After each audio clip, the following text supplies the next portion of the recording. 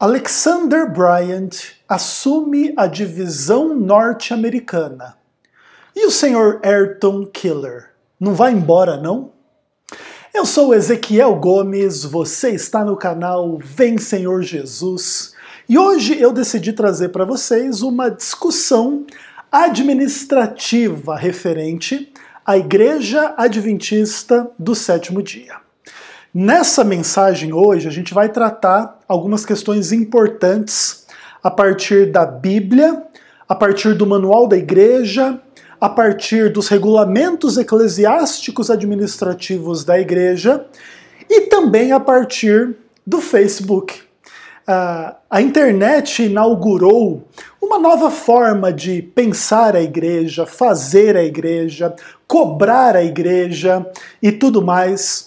E a instituição Igreja precisa aprender a lidar com isso, tanto quanto a instituição governo, ou mesmo as instituições privadas, empresas, bancos, assim como as pessoas físicas de uma forma geral também, estão aí nesse processo de aprendizado a conviver com a internet, né? Com os seus lados positivos e com os seus lados negativos, e com o fato de que as coisas positivas ou negativas se amplificam no ambiente digital e demandam posturas e respostas práticas, firmes, concretas e, no caso da Igreja, respostas que estejam coerentes com os seus documentos oficiais, né? Quais sejam a Bíblia, o Espírito de Profecia, o Manual da Igreja e o nosso chamado Livro de Praxes, que é o livro dos regulamentos eclesiástico-administrativos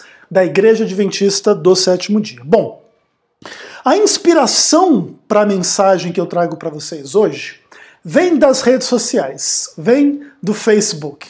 E hoje eu estava dando uma olhada aí nos grupos de Facebook relativamente à fé adventista, e em um dos grupos se anunciou uma coisa que chamou a minha atenção. Se diz que hoje foi anunciado então o novo presidente para a divisão norte-americana da Igreja Adventista do Sétimo Dia, e o contexto todo basicamente é o seguinte: nesse mês de julho nós teríamos que estar tendo uma Assembleia Geral da Conferência Geral, né? Então aquela conferência quinquenal que a cada 5 anos acontece, que vai eleger ali o novo presidente da Conferência Geral, assim esperamos, né? Ninguém mais aguenta o senhor Ted Wilson. E também ali existem várias votações em cargos, por exemplo, dos presidentes de divisão, que são representantes locais da Conferência Geral. E aí essas mudanças vão reverberando pela estrutura administrativa da Igreja com o passar do tempo. Entretanto, em função das questões do Covid-19, a Conferência Geral de 2020 foi remarcada para 2021. E assim, Ted Wilson e a sua trupe ganharam aí mais um ano de presidência, né? Entretanto, a divisão norte-americana decidiu não seguir neste caminho, né? Ganhando um ano a mais de presidência para o atual presidente, e fez a eleição e elegeu um novo presidente, dando o exemplo que os demais também deveriam seguir, né? Especialmente quanto mais longe conseguir mandar o Ted Wilson, melhor. Entretanto, aqui no Brasil, nós temos preocupações mais localizadas, né? E aí a pergunta que fica é referente ao nosso atual presidente da divisão, o senhor Ayrton Killer, né? Ayrton Carlos Killer. E eu vou ler para vocês uma postagem que foi feita no Facebook por uma pessoa que eu não vou identificar. Se é pastor, se é ancião, se é músico, se é líder, se é membro da igreja, não importa. O que importa é que essa pessoa, comentando um pouco esse contexto, né, da mudança da liderança lá na divisão norte-americana, ele se julgou assim na obrigação e no direito natural que tem como membro da igreja de repercutir um pouco a decisão da divisão norte-americana e repensar um pouco o que está acontecendo aqui na divisão sul-americana. Vocês que já estão presentes nas redes sociais sabem muito bem como que as coisas funcionam, e o meu amigo lá, então, ele escreveu um texto, etc. E já houve vários comentários embaixo, e eu separei, então, para a gente conversar a respeito do texto dele e de um dos comentários que foram feitos lá naquela postagem, lá no referido grupo, beleza? É importante a gente avaliar esse tipo de coisa, a gente dar voz a esse tipo de coisa, a gente repercutir esse tipo de coisa, refletir a respeito, porque isso demonstra, assim, o anseio da igreja, né?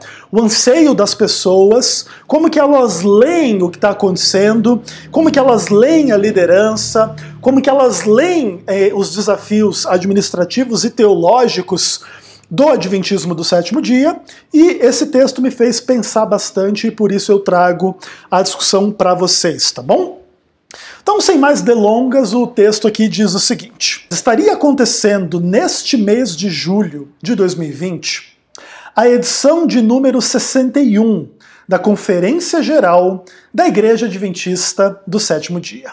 O evento, que acontece a cada 5 anos, foi adiado em 2020 em virtude da pandemia, sendo remarcado para 2021. Porém, a divisão norte-americana já fez a escolha do seu novo presidente para o próximo quinquênio. Como já foi publicado aqui no grupo, Alexander Bryant é o segundo afro-americano a ocupar a liderança geral da Igreja Adventista do Sétimo Dia na América do Norte.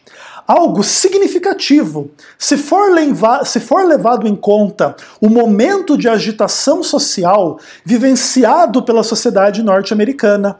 Bryant fará um bom trabalho? O tempo vai dizer. Estou na torcida que dê certo. Então aqui, basicamente, o autor do texto, ele começa a repercutir um pouco do que deveria estar acontecendo, ou seja, deveríamos estar tendo uma conferência da Associação Geral. Essa conferência foi adiada para o ano que vem, entretanto a divisão norte-americana já se adiantou e já escolheu um novo presidente, que, enfim, é um afro-americano, um homem negro, e a gente sabe que está tendo lá um monte de treta, né, nessas semanas passadas, nesses meses, em relação a inúmeras questões raciais, sociais, entre os americanos de uma forma geral. Inclusive, foi demonstrado aí nas mídias adventistas, pastores, doutores, homens, líderes adventistas negros saindo para a rua para protestar em favor dos direitos civis dos negros e essas questões como um todo, né? Isso é uma coisa absolutamente normal e comum, você se manifestar publicamente em protestos a favor de direitos, não é verdade? E aí, ok, é isso que está acontecendo. Esperamos que o Alexander Bryant, então, faça um ótimo trabalho como presidente da divisão norte-americana. Ponto.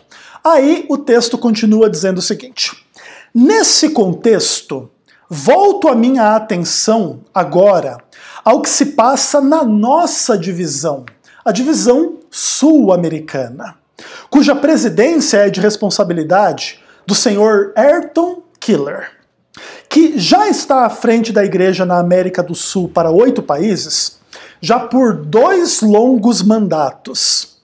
O que se passa então no nosso território? O adventismo na divisão sul-americana precisa mudar no tocante às suas práticas eclesiásticas? A minha resposta é sim. E para comprovar minha resposta, enumero abaixo graves problemas que existem no contexto da Igreja Adventista do Sétimo Dia no Brasil. Eu me dei o direito de tirar aqui o qualificativo todos os graves problemas que existem, porque creio que o texto não refere de forma suficiente a todos os graves problemas, beleza? Mas o que o autor diz aqui é que ele vai enumerar todos os graves problemas. Então, na hora da leitura, eu tirei o todos simplesmente para dizer o quê? Vamos tratar de alguns dos problemas, né, eclesiásticos na divisão sul-americana, Entretanto, não creio que esses sejam todos os problemas, beleza? E aí ele enumera 10 pontos principais que, na visão do autor do texto, demonstram o quanto a gente precisa de uma mudança na divisão sul-americana da Igreja Adventista do Sétimo Dia. Desses 10 tópicos, deixa eu ver aqui, 1, 2, 3, 4, 5, 6 foram comentados por um outro membro do grupo que estava ali fazendo a sua análise em relação à questão. Então eu vou fazer o quê? Eu vou ler o ponto que o rapaz autor do texto faz referência, vou ler o comentário e vou oferecer algumas poucas considerações, beleza? Ok, vamos lá então? Vamos para o primeiro grave problema que, na visão do autor do texto aqui, contextualiza a necessidade de uma mudança na divisão sul-americana da Igreja Adventista do Sétimo Dia. E aí ele diz o seguinte: acobertamento de casos de escândalo sexual envolvendo pastores. Não vou citar nomes, mas todos sabem do caso envolvendo um prestigiado pastor que tinha grande visibilidade na mídia da igreja. Na surdina, a liderança da denominação preparou um chamado ao tal ministro para os Estados Unidos, para abafar o caso. No entanto, a situação se tornou pública para a vergonha de todos os envolvidos, inclusive dos líderes. E aí lá o comentário do comentarista da postagem original diz assim: quanto ao ponto número 1 levantado, sim, foi vergonhoso. Mas e os casos de pedofilia? E os casos envolvendo prostituição? Tudo com o dinheiro da membresia. Pois é, 3 pontinhos. Bom, vamos tratar um pouquinho a respeito desse tema, ok? A ética da sexualidade que prega, na teoria, a Igreja Adventista do Sétimo Dia, ela não é tirada da imaginação, dos moralismos dos líderes da igreja, dentro de um assunto extremamente complexo, extremamente interessante, que tem que ver com a sexualidade humana, mas é tirado da Bíblia. Desde o mandamento não adulterarás, passando por diversas questões que, de uma forma explícita ou implícita, fazem referência a questões que a igreja, com base na Bíblia, considera pecados ou situações que não devem ser vivenciadas, como pornografia, homossexualidade, traição, o próprio adultério, imoralidades sexuais de uma forma geral e tudo mais. E é da Bíblia que a igreja tira esses princípios éticos, pelo menos em teoria. E a reclamação dos nossos amigos aqui indica que, para algumas pessoas, essas questões éticas trazidas pela Bíblia parece que não se aplicam, parecem que não são aplicadas. Nós vimos, inclusive, no passado recente, nas últimas semanas e meses, pessoas, por exemplo, dentro do contexto do Adventismo do Sétimo Dia, mulheres, vindo a público denunciar abuso sexual, por exemplo, de um pastor lá que aparentemente foi pelo menos acusado de ter abusado sexualmente de uma série de mulheres, né? Não foi uma só, né? Se fosse uma só já seria um absurdo. Sendo uma série, é mais absurdo ainda. Aqui se faz referência a um caso de acobertamento de escândalo sexual, o outro aqui faz fazendo envolvimento com casos de pedofilia. Eu, de fato, não tenho muita familiaridade exatamente com qual acusação de pedofilia, qual pastor adventista está envolvido. Pode ser que de fato exista, né, na divisão sul-americana. Eu acredito que talvez a questão não tenha se tornado pública ainda, envolvendo prostituição, ou seja, pastores envolvidos com prostitutas ou se prostituindo, alguma coisa desse tipo. E aí, como é que a gente lida com tudo isso?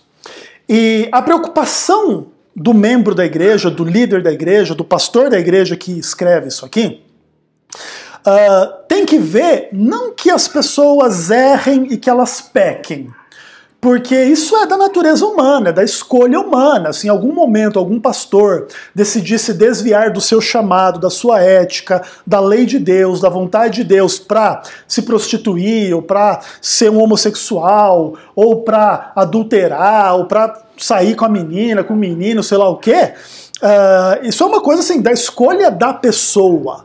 A igreja não pode ser penalizada por isso. Todavia, não é a esse ponto que as pessoas fazem referência, e sim ao acobertamento desses casos.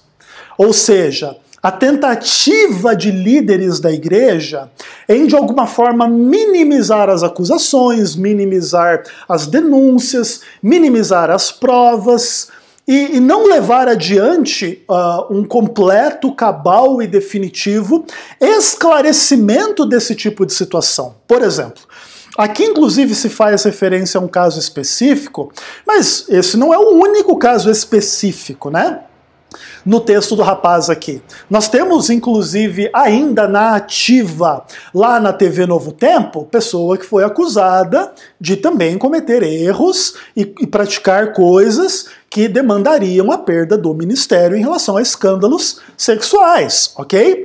E essas questões elas não estão sendo devidamente esclarecidas da parte da igreja em relação à membresia. Isso cria uma sensação muito negativa e muito ruim de que, de alguma forma, algumas pessoas têm uma carta branca para fazer alguns pecados, que se os meros mortais fizerem, aí é um absurdo, vamos reunir a comissão e vamos excluir do ministério ou da igreja ou coisas desse tipo, ok?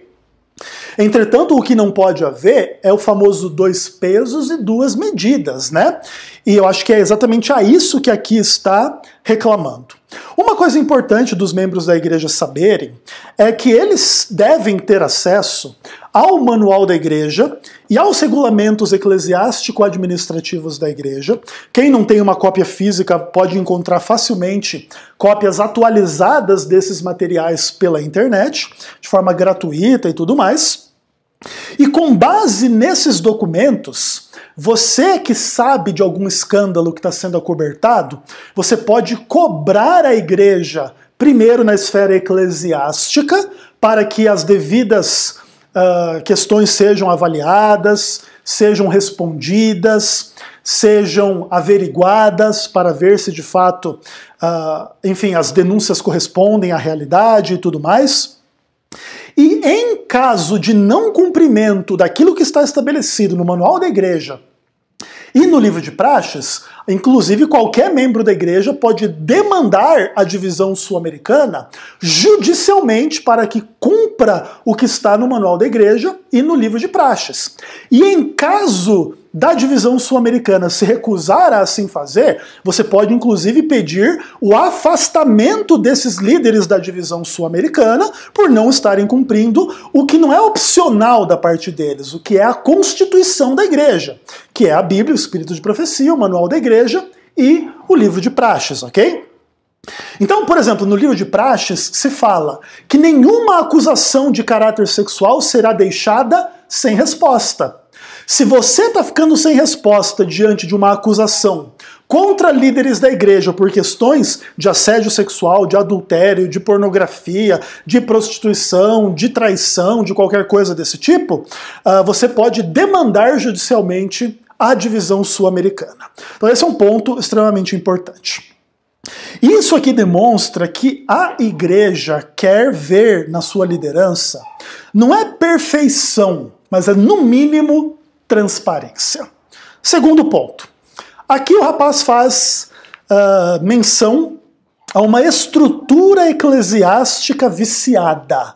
E ele diz assim: os mesmos pastores presidem associações, depois uniões, anos a fio, montando-se assim verdadeiras dinastias, regadas a muitos privilégios e guiados pela frieza institucional, se esquecem do chão da igreja.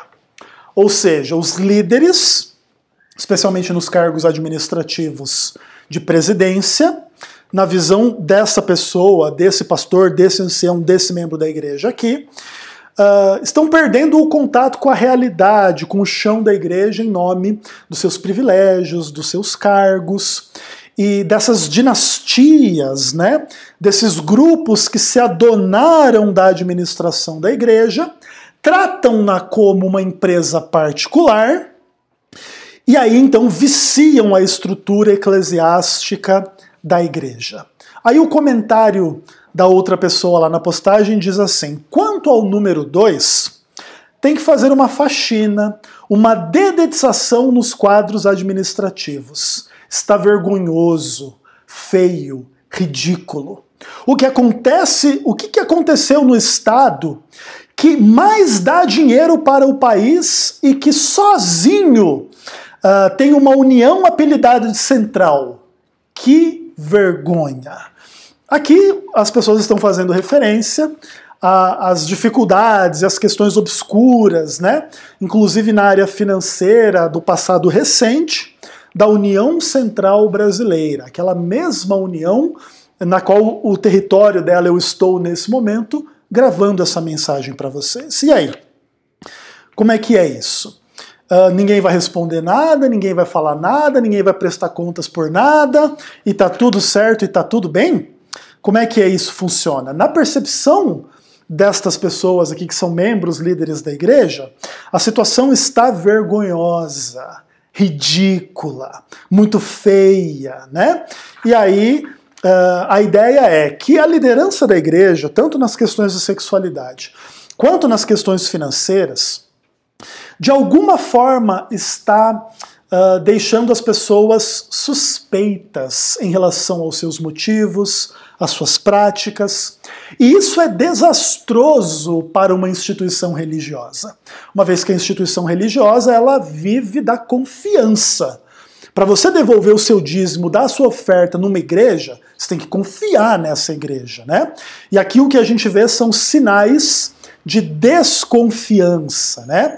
E, por exemplo, não é o ponto de que existem suspeitas e condenações ou existem impressões de que está sendo desviado dinheiro ou coisas desse tipo, não quer dizer que isso está acontecendo.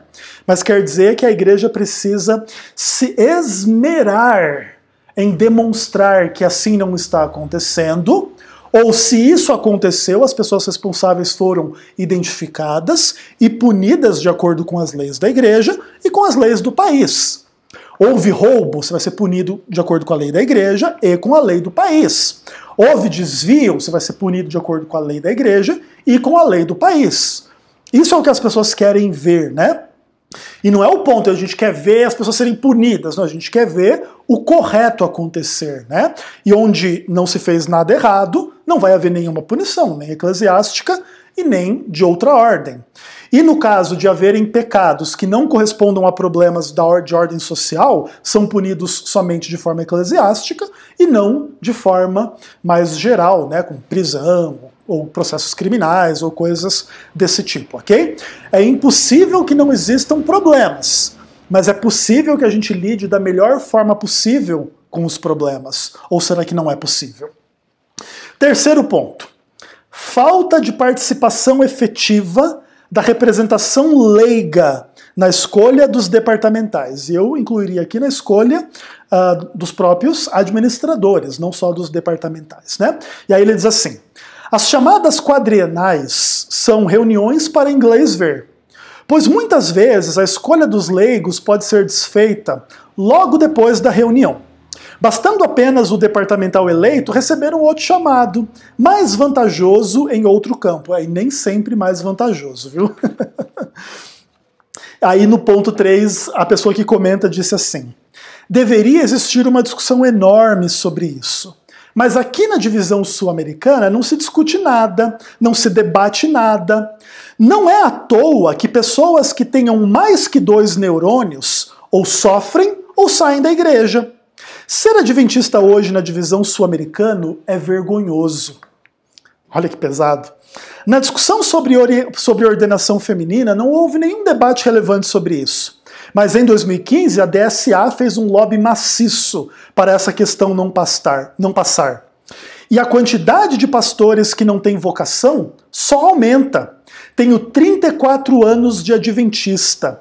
Sequer sei como a membresia escolhe ou deixa de escolher os presidentes e departamentais. Nunca me informaram sobre isso. A igreja a qual faço parte nunca falou sobre isso. Nós estamos falando de uma pessoa que tem 34 anos de igreja, dizendo que ela não faz a menor ideia como que as eleições dentro da igreja são levadas a cabo. E eu digo para você como que as eleições da igreja são levadas a cabo. Com fraude. E dou um exemplo claro, inclusive já falei sobre esse exemplo em outro momento. Eu me lembro que, acho que um mês antes de haver uma votação lá na famosa União Sul Brasileira, alguém me ligou e falou assim, cara, o pastor tal vai ser o novo ministerial da União. Passou um mês, foi votado ele como o novo ministerial da União. Como é que alguém pode saber o resultado de uma votação um mês antes da votação? Só se essa votação for só para inglês ver, como está aqui no texto, não é verdade? Exatamente isso. E qual é a natureza da fraude? É a natureza de que o sistema de votações, entre aspas, representativos das comissões adventistas são facilmente manipuláveis, né? Essas estruturas, essas pessoas, quem que vota, quando que vota, como que é, quem são os delegados e etc. Não é difícil para quem está no dia a dia da igreja e sabe quem são as pessoas que pensam assim, que pensam assado em relação a essas coisas e etc. Então, se você quer que seja uma votação do lado para cá ou para lá, você escolhe as pessoas que você sabe que vão votar com você, que vão fazer o que você quer fazer, e acabou. Então, você que está comandando a comissão toma as decisões e simplesmente chama a comissão para bater o martelo em cima da sua decisão particular, né? E aí passa-se a impressão que é a coletividade que está escolhendo, quando na verdade quem está escolhendo é aquele que manipula a comissão. Por isso chamo as eleições no contexto adventista, ou pelo menos 90% delas, de fraude. E concordo com os rapazes aqui, né, que estão dizendo que em função destas coisas, ser adventista na divisão sul-americana hoje é sinônimo de vergonha, né? Agora, só quem não tem vergonha disso é o senhor Ayrton Killer, né? Porque acho que ele adora esse tipo de coisa. Inclusive, eu acho que ele não faz nada da sua vida a não ser esse tipo de coisa, né? Ou seja, ficar manipulando comissões para escolher quem vai ser o departamental, quem vai ser o presidente, quem vai ser o secretário. Ah, aquele ali falou uma coisa que eu não gostei, vamos punir, vamos mandar embora, vamos. Essa é a vida do cidadão, né? Coisa que presta, não faz, né? Essa aqui é a realidade. Então, aqui, essas pessoas estão demonstrando claramente terem um pouco de noção de como que as coisas funcionam na prática e colocando aí as suas discordâncias, né? O rapaz lá do comentário, ele fala, né? Isso deveria ter uma discussão gigantesca sobre esse tipo de coisa, né? Mas obviamente que ninguém está interessado em discutir muita coisa, né, pessoal? Então estão somente preocupados em discutir os seus auxílios, né? Maravilha. Ponto 4. Nepotismo escancarado.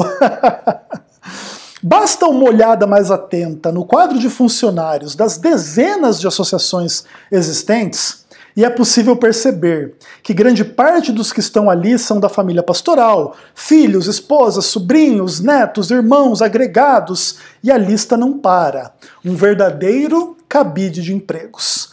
Aí o comentarista lá diz o seguinte: conheço um monte de pastor, ele coloca entre aspas, já que tá aí, já que tá aí, fica você mesmo, né? Filho do pastor fulano, neto do pastor cicrano, já que nasceu assim, já que tá aí nessa situação, vai, pega um cargo pastoral e vai ser um bolha. Na atual igreja onde eu congrego, a gente sempre fica esperando quem vai ser o próximo idiota enviado ao distrito.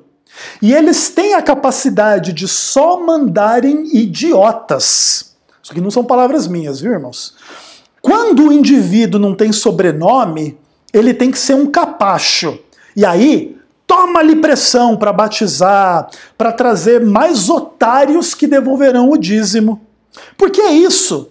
Se não tirar essas pessoas, se Ezequiel 34 não acontecer, seremos feitos de idiotas por essas bestas feras que gostam mesmo é de passar as férias em Orlando ou em Jerusalém.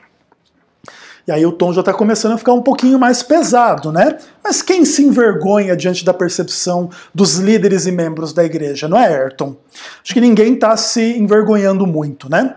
E quem vai poder dizer o contrário do que está dito aqui em relação a esse ponto? Eu mesmo já fiz vários vídeos denunciando o caso de nepotismo específico. E aconteceu o quê com quem? Nada com ninguém, né? Porque os nossos líderes, eles estão surdos para ouvir. Eles têm olhos, mas eles não veem. Acho que talvez é para que eles não se convertam e sejam curados, porque Deus quer condenar a gente desse tipo, né? E se não for esse o caso, se alguém ouvir a voz do Senhor, hoje no dia da salvação, se arrependa e se converta. E eu estou falando com você, Ayrton. Beleza. Nepotismo escancarado. Você não tem nada a dizer em contrário, né, Ayrton? Pelo contrário, né? Maravilha, beleza. E aí, vamos lá para o ponto de número 5. Falta de assistência pastoral. Os distritos no Brasil são imensos. Como resultado disso, a membresia fica desassistida, cabendo aos anciãos carregar a carga pesada da igreja. Existem várias questões sobre o modelo eclesiástico adventista. Essas questões elas podem parecer simples, mas elas são bastante complexas em realidade. E eu acredito que o problema central não seja tanto a estrutura administrativa, ou mesmo a quantidade de igrejas, ou várias dessas questões. O que acontece é que falta conhecimento, falta preparo, falta instrução, falta dedicação da parte tanto de pastores ou quanto de anciãos. Ou, às vezes tem um pastor que se dedica demais e outro que não se dedica de menos. Tem um ancião que se dedica demais e outro que se dedica de menos. E a tarefa de conduzir a igreja, ao final das contas, não é só do pastor ou do ancião, mas é de todos, né? E todos devem apoiar, e, enfim, uns aos outros, e também exortar uns aos outros, e também cuidar uns dos outros, e amar uns aos outros, e perdoar uns aos outros quando todos errarem, ou quando cada um errar, e etc. De maneira que a questão, por exemplo, de assistência pastoral, ela remonta a inúmeras questões, né? Realmente é a obrigação do pastor ser o conselheiro familiar, psicológico, pessoal, de tudo e de todos, em função de todos os dilemas de tudo e de todos? Essa é a função pastoral? Porque se for, eu concordo, está em falta. Mas se não é essa a função pastoral, tem que se ter uma maior clareza, um maior conhecimento, uma maior discussão a respeito de qual é o papel do pastor na comunidade, ok? O pastor atua como um treinador, o pastor atua como um discipulador, como um teólogo, como um ensinador, como alguém que refuta a heresia, uma pessoa que consegue ensinar ao mesmo tempo que pratica o que ensina. Então, naturalmente, vai haver amor, vai haver fé, vai haver oração, vai haver o auxílio na emergência, também na necessidade, vai haver o auxílio quando possível, da melhor forma possível. Essas questões todas precisam ser trabalhadas. E também, assim, não se julga o ministério completo. É o ministério de cada um, porque cada um tem uma postura um pouco diferente, cada um tem uma necessidade diferente. Imagine que, por exemplo, imagine que eu sou um pastor de 10 igrejas e 10 famílias, no mesmo dia tem uma pessoa doente no hospital, eu não consigo visitar as 10, entende? É porque eu sou um péssimo pastor? Não, é porque acontece toda uma circunstância que impede que eu esteja em 10 lugares ao mesmo tempo. Ao mesmo tempo, isso não quer dizer que todos os pastores fazem o máximo que poderiam fazer. Então existem inúmeras questões de o que é o ministério, como deveria funcionar e como realmente funciona, e cada pessoa, como que cada pessoa se coloca diante disso ou não, e como que funciona a liderança do pastor e toda a estrutura por detrás do pastor, como os departamentos, os administradores, e aí tanto em nível de missão, associação, ou união, ou divisão, ou conferência geral, né? Então acho que essas coisas precisam ser melhor discutidas, mas existe aqui a percepção de que está faltando assistência pastoral em inúmeras questões, né? Inclusive, por exemplo, na área teológica, né? Eu mesmo hoje recebi alguns áudios de um rapaz dizendo assim: Pastor Ezequiel Gomes, viu, Ayrton? É assim que o pessoal me chama por aí, você gostando ou não, né? Também não faço questão que me chamem de pastor, tá? Pastor Ezequiel Gomes, eu preciso que o senhor me ajude, porque eu tô com um dilema da teologia, porque eu tenho um irmão que é pastor batista, e aí ele tem um outro amigo pastor que me mandou um e-mail cheio de coisas de teologia para refutar, e eu fui falar com o pastor aqui da minha igreja, ele nem me respondeu. Ou porque ele não sabe refutar, ou porque ele não quer, ou porque ele não tem tempo. E acabou a conversa. Então o senhor pode me ajudar? E tô eu lá respondendo o irmão, ajudando o irmão, porque também falta assistência pastoral na área da teologia, né? Etc e tal. Então as questões todas são bastante complexas e precisam ser averiguadas da melhor forma possível. Ponto 6. Existe uma busca desenfreada para bater metas de batismo. Aí ele fala que cada pastor tem uma cota, quem não bate a meta sofre penalidades, como por exemplo transferência precoce de distrito. Assim os pastores distritais ficam na pressão, e o tanque batismal se torna um lavatório e o banho é dado nos pretensos conversos. Isso aqui é uma discussão gigantesca sobre o evangelismo, sobre a missão da igreja, sobre a preparação para o batismo e sobre essa coisa de produzir metas batismais e etc. O que eu posso dizer da minha experiência como pastor em relação a essas coisas é que, pelo menos no local onde trabalhei, no tempo onde trabalhei, essas coisas não eram absurdas como se diz que eram no passado, né? Se diz que no passado, na Igreja Adventista, era uma coisa assim, muito pesada, essa cobrança por números e metas e batismo e não sei mais o quê. Um outro lado dessa história também tem que ver com as metas de dízimo, porque se não entrar dízimos e ofertas, mais cedo ou mais tarde a estrutura vai ruir e acabou, porque são as doações em forma de dízimos e ofertas que sustentam a igreja. Então o que acontece? Eu não acho errado que existam metas tanto de dízimo quanto de batismo para os pastores, conquanto isso não pode nunca ser encarado como o exercício de uma produção, como se fosse uma fábrica, como se fosse um produto, como se fosse uma venda, como se fosse uma questão menor do que aquilo que de fato é. Uma pessoa que não crê no evangelho não pode ser batizado, porque o salvo é o que crê e for batizado, ok? Obviamente que também para você crer no evangelho, você não precisa fazer o curso de teologia durante 50 anos e ao final dele, eu creio, e aí você é batizado.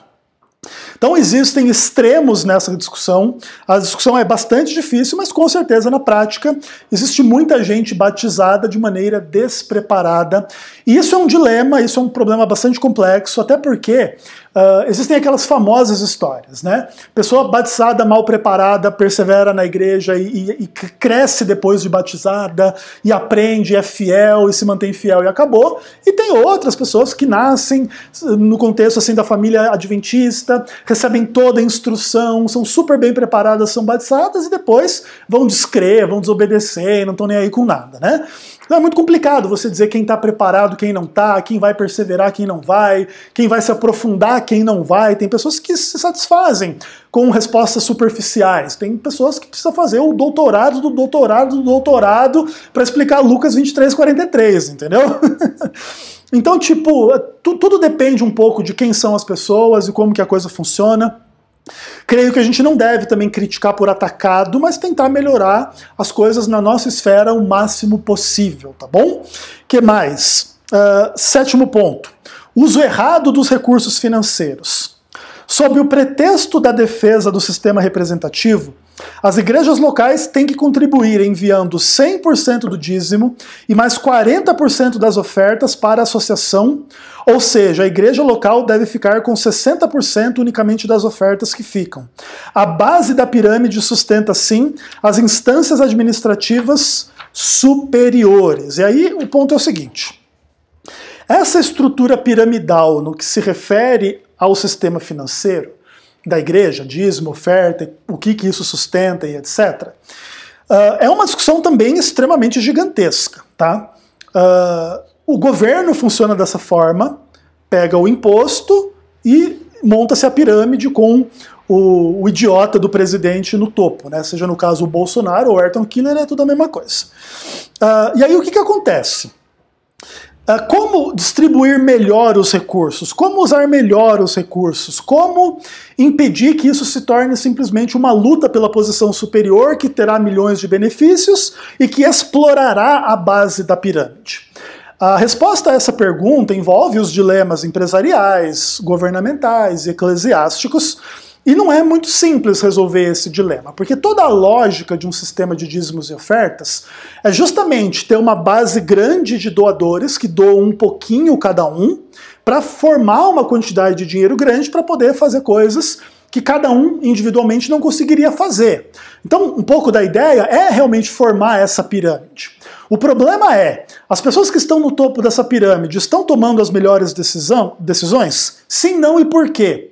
Isso que precisa ficar um pouco mais claro, né, acredito eu, e aí acho que a igreja precisaria ser mais honesta, mais transparente em relação a essas questões para evitar qualquer tipo de impressão que a igreja simplesmente é uma pirâmide financeira e acabou, né? E é isso. E o que mais? Ponto de número 8. Teologia da prosperidade. Basta assistir com atenção os vídeos do Provai Vede, e eu acrescento mesmo sem muita atenção, e nas histórias as pessoas que estavam na pior devolvem o dízimo ou fazem um pacto e tudo muda da água para o vinho. Isso é teologia da prosperidade pura, só que mais elegante e requintada diante da agressividade que se vê nas igrejas neopentecostais. Eu não acho que a posição do Provai Vede é menos agressiva do que nas igrejas neopentecostais. O que acontece é que as igrejas neopentecostais elas apelam mais para o dinheiro na hora do culto mesmo, né? É muita petição de dinheiro, é muita pressão, é aquela coisa assim meio manipuladora também. Então esse seria o único ponto de diferença. Mas que existe essa teologia da prosperidade dentro do adventismo no Provai Vede, isso é óbvio. Existe uma autocrítica em relação a isso, eu mesmo já participei de algumas discussões referentes a esse ponto. Líderes preocupados com essa coisa e tentar trazer mais a ideia da fidelidade pela fidelidade e não da fidelidade pela bênção, pela prosperidade, porque eu estava pobre agora estou rico, coisas desse tipo. Mas assim, é muito complicado para os líderes da igreja deixar de explorar essas coisas do tipo eu era pobre, agora estou rico, porque às vezes existem realmente histórias que Deus abençoa muito uma pessoa que decide ser fiel, e aí agora você usa isso para dizer, ó, se você ser fiel, você também vai ser abençoado dessa forma. Mas é óbvio que Deus não trata todas as pessoas da mesma forma, né? Então, por exemplo, tem pessoa fiel no dízimo que é milionária, tem pessoa fiel no dízimo que é pobre. Não adianta todo mundo dar o dízimo que vai ficar todo mundo milionário. Isso não é uma forma correta de entender a questão, até porque quem pensa dessa forma não entende o próprio conceito de riqueza ou de dinheiro, os recursos são limitados. É impossível todo mundo ser milionário, tá bom? Então aí existem questões sociais, econômicas, empresariais, governamentais, eclesiásticas, bem amplas para serem pensadas, em função de que você não pode ficar prometendo para as pessoas que todo mundo vai ser rico, mas todo mundo vai ser abençoado se for fiel a Deus. Agora, em que implica essas bênçãos divinas, aí tem milhares de questões que não são simplesmente ficar rico e ficar milionário e ganhar muita grana, que eu era pobre e agora sou rico, né? Então precisa também pensar um pouco nessa questão. Nono e penúltimo ponto. Hermenêutica whiteana. Aí o rapaz escreve assim: basta assistir qualquer vídeo, como o do Michelson Borges, por exemplo, para se notar a quantidade absurda de textos de Ellen White que são usados para embasar seus argumentos. Uma verdadeira overdose. Os teólogos adventistas que vivem no Brasil ainda não aprenderam a desenvolver seu pensamento teológico sem Ellen White. E aí o comentarista lá diz assim, Michelson Borges, não vou dar nem o trabalho de comentar anátema. Essas são as palavras da pessoa que comentou, tá? Bom, vamos lá. Primeiro de tudo, não se pode confundir Michelson Borges com os teólogos da igreja. Faça-me o favor. Não estou dizendo nem que eu sou o teólogo da igreja, tá? Vamos lá, vamos pensar nos nossos pastores, nossos professores de teologia. Você não pode comparar o Wilson Paroski com Michelson Borges. Você não pode comparar a Min Rodor com Michelson Borges. Você não pode comparar tantos pastores fantásticos que nós temos no contexto do seminário, pessoas acadêmicas, que conhecem da Bíblia e que não têm essa idolatria pela Ellen White, etc., e essa leitura superficial da Ellen White, como Michelson Borges, por exemplo. Então acho que não dá para comparar muito essas coisas. Mas há a questão assim de que existe uma dependência muito forte da Ellen White no adventismo, e que isso é ruim, e que a igreja deveria ser mais bíblica. Essa também é uma discussão gigantesca, né, que remonta a toda a relação entre Ellen White e o adventismo. É importante, sim, sair um pouco da barra da saia da Ellen White? Sim, ela mesma ensina isso, né? Não fique citando a irmã White no trabalho público, vai para a Bíblia, sola a Escritura. Então a Ellen White mesmo, ela deixa claro isso, né? Inclusive tem aquela frase da Ellen White famosa, né? Ponhais de lado a irmã White e apresente-o assim diz o Senhor, né? Então, o problema é que daí o que acontece? Existem milhões de discussões a respeito do fato de que se Ellen White é inspirada, então o que ela falou é importante, então o que ela falou tem que ser reverberado, tem que ser conhecido, tem que ser obedecido, e blá blá blá. E essas discussões elas são infinitas, na verdade, né? Então o que acontece? Eu creio que também da parte do crítico aqui no caso, é necessário tentar se aprofundar um pouco mais nessa relação, nessa discussão. Existe espaço para crítica à relação do adventismo com a Ellen White, como existe espaço para apologia e defesa dessa relação. Existem posturas mais radicais de um lado ou de outro, tanto da descrença na Ellen White quanto na absoluta crença na Ellen White. E existem posições um pouco mais equilibradas que nem descreem, nem também são fanáticos e malucos para seguir tudo que a Ellen White manda, e lá no contexto dela, e blá blá blá.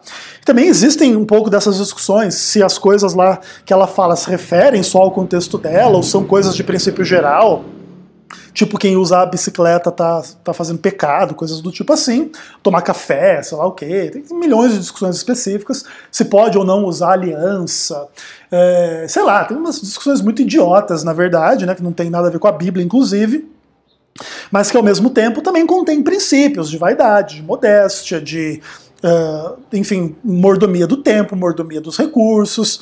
Então, assim, tudo parece às vezes ser simples de certas perspectivas, tudo é muito complicado de outras perspectivas, e a relação entre o adventismo e a Ellen White sempre vai ser bastante complicada.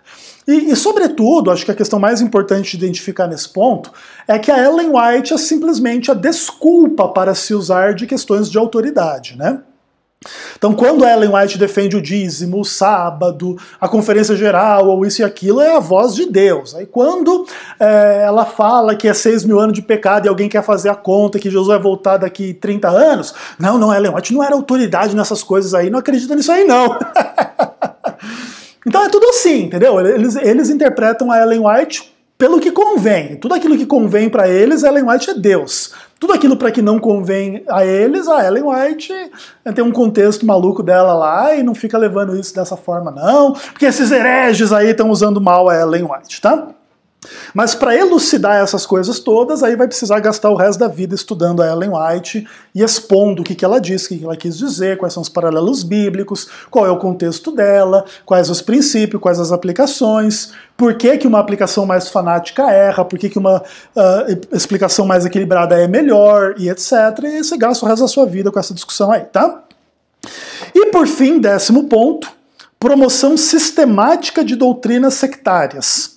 E aí ele fala o dom profético da Ellen White, como identificando a igreja remanescente, o juízo investigativo em 1844, o sensacionalismo profético na leitura de Daniel e Apocalipse, e são algumas das crenças às quais existe uma carência de base exegética, fato esse reconhecido por importantes estudiosos da igreja.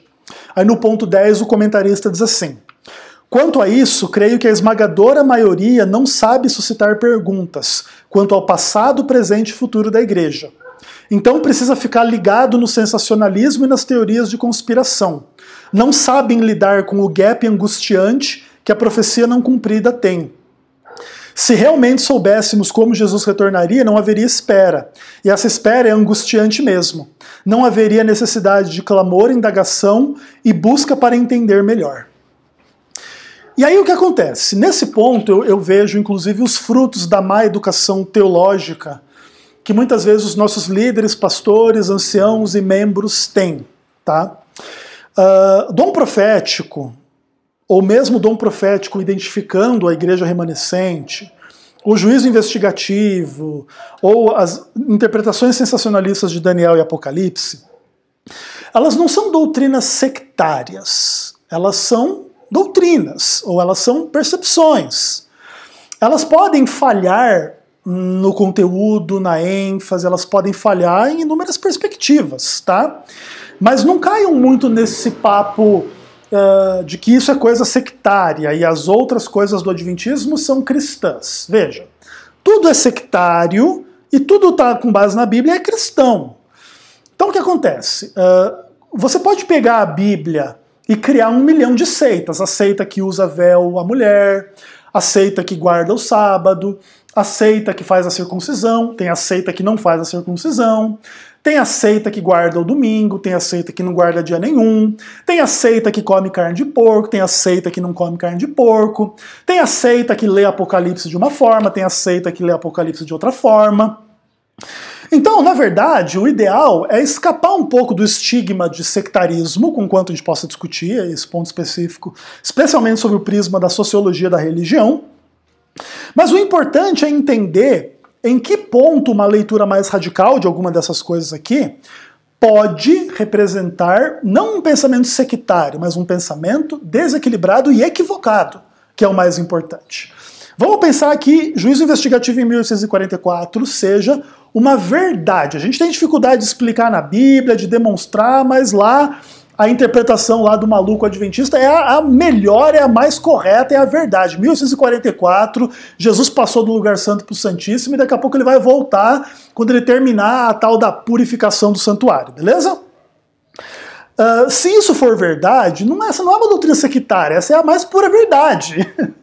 E se isso for mentira, isso tem que ser combatido não porque é sectário, mas porque é mentira. Então evita esse papo sectário e vai pro mérito, é verdade ou é mentira? E aí, obviamente, que o rapaz aqui ele fala, inclusive, dessa angústia da profecia não cumprida. Também existe uma angústia da interpretação que você não tem certeza se é ou não é.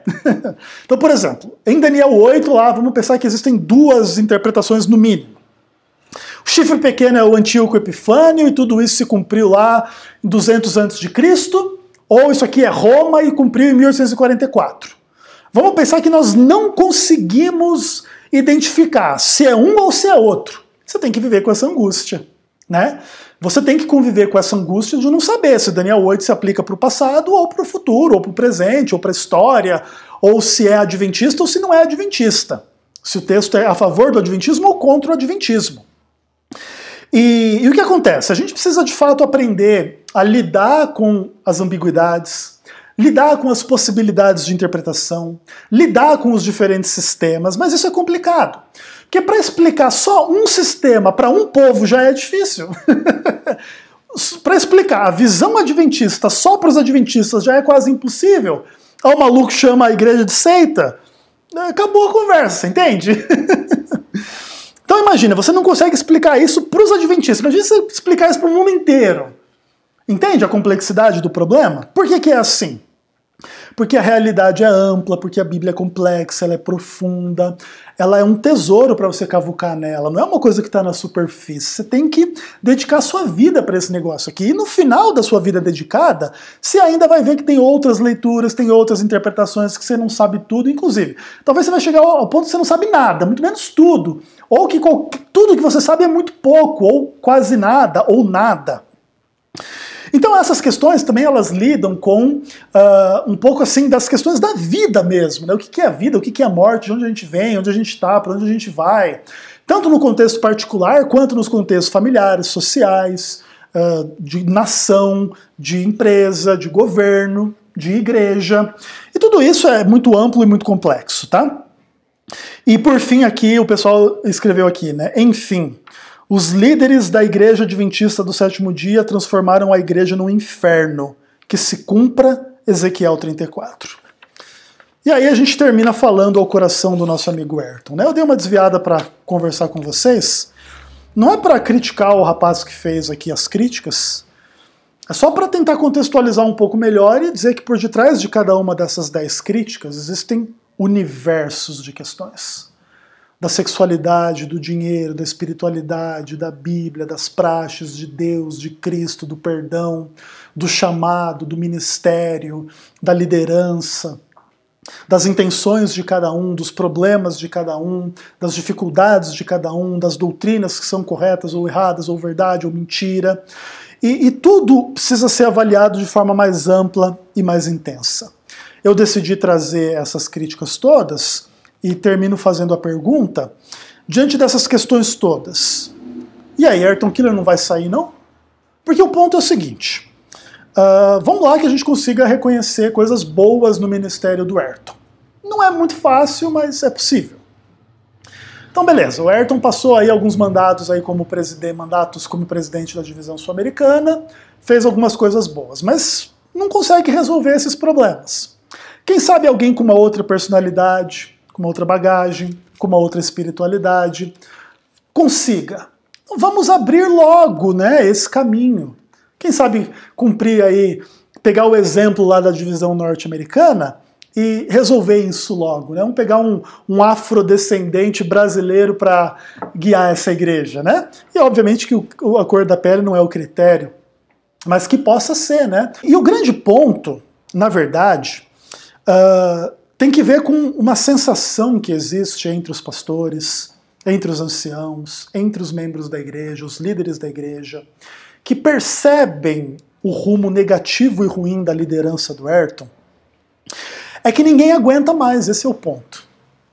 E não é que ninguém aguenta mais, por exemplo, por causa do Ezequiel, por causa de não sei quem, por causa desse cara que escreveu esse texto, não. Ninguém aguenta mais essas coisas por causa da burrice, da maldade, da ineficiência, da falta de transparência, da falta de capacidade de lidar com a realidade, tal qual a realidade é, certo? Acho que esse é o principal ponto. Então a gente tem que, de fato, clamar a Deus para que as coisas mudem. E mudem o mais rápido possível e o mais profundamente possível na direção da vontade de Deus. Imagine que os membros da igreja, que inclusive são membros e líderes da igreja de 30 e tantos anos, estão dizendo que eles estão com vergonha de ser adventista, em função dessas questões como um todo. Isso é tudo bastante pesado, na real, se for parar para pensar, certo? E as pessoas estão evocando Ezequiel 34. O Ayrton, você já leu a Bíblia alguma vez na sua vida? Não sei se você já leu ou não, mas para garantir eu leio para você.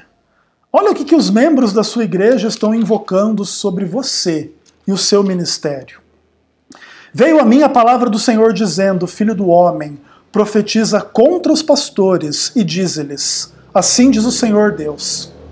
Ai dos pastores de Israel que apacentam a si mesmos. Não apacentarão os pastores as ovelhas?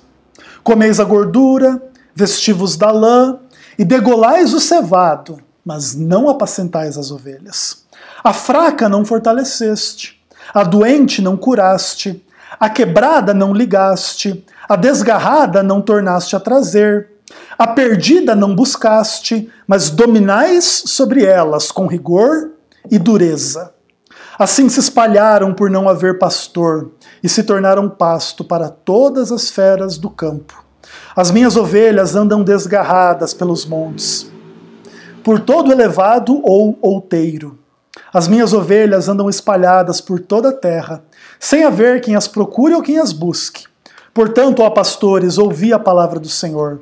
Tão certo como eu vivo, diz o Senhor, visto que minhas ovelhas foram entregues à rapina e se tornaram pasto para as feras do campo, por não haver pastor, e que os meus pastores não procuram as minhas ovelhas, pois apacentam a si mesmos e não apacentam as ovelhas, portanto, ó pastores, assim diz o Senhor Deus, eis que estou contra os pastores, e deles demandarei as minhas ovelhas. Porei fim no seu pastoreio, e não se apacentarão mais a si mesmos. Livrarei as minhas ovelhas da sua boca, para que não lhes sirvam de pasto. Eu li até o verso 10, Ayrton. Se quiser ler do verso 11 a 31 em casa, fica à vontade. Um abraço.